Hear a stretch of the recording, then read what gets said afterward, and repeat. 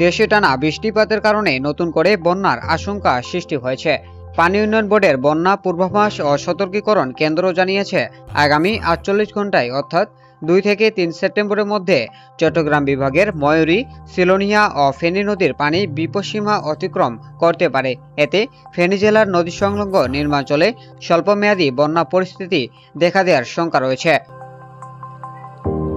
এছাড়া হালদা, সাঙ্গু, মাতাময়ূরী, রহমতখালী খাল ও নোয়াখালী খালের পানি বাড়তে পারে সতর্ক সীমা পর্যন্ত।